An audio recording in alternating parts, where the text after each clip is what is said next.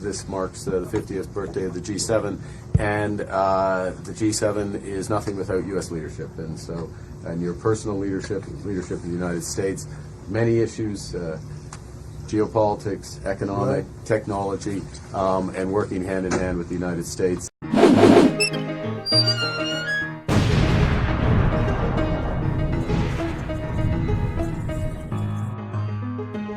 Good evening. You're watching government-funded news. Millions of Canadians are currently unsure of what to do with their elbows, following mixed signals from Canada's new Prime Minister after his election victory. I'm not sure what to do with my hands. Be good just to hold them down by your side. Yeah. Great. After initially declaring our relationship with the United States is over, Mark Carney recently announced a new trade deal would be reached with the States within 30 days, before quickly walking that back and saying there were no guarantees.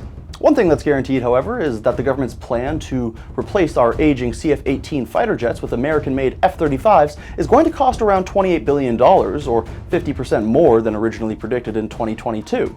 This doesn't account for the original Harper-era plan in 2010 to buy the F-35s, which was scrapped by Justin Trudeau in 2015, only for him to admit that we needed the jets after all, just 7 years and billions of dollars later.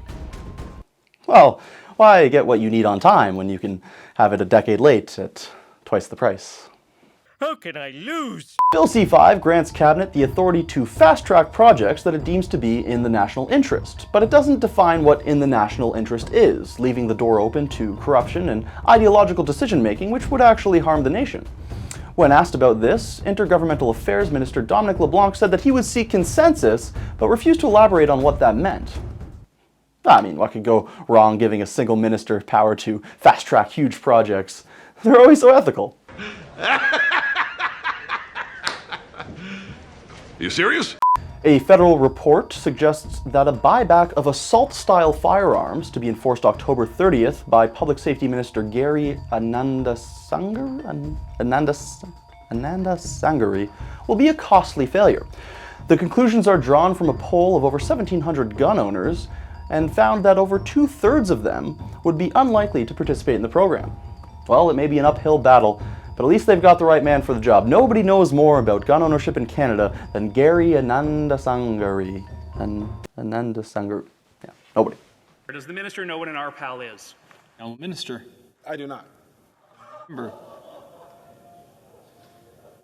Does the minister know what the CFSC is? I'm a minister. I do not know. Member. I'll stipulate, Chair, that is the Canadian firearm safety course that all gun owners in Canada have to do to get their firearms license. Has the minister ever done the Canadian firearm safety course? The Honourable Minister. Speaker, it's my third week on the job. No, I have not. The Honourable Member. Does the minister know what safety classes and safety demands are expected of law-abiding Canadian gun owners? The Honourable Minister. This is not about law-abiding gun owners, Mr. Speaker.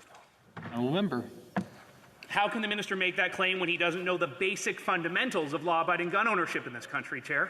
In the name of reconciliation, Vancouver City Council has voted unanimously to change the name of Church Street to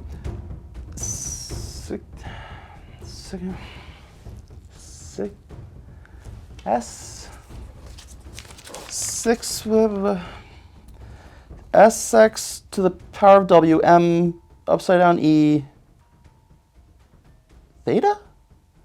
K to the power of W, Y, upside down E, some street.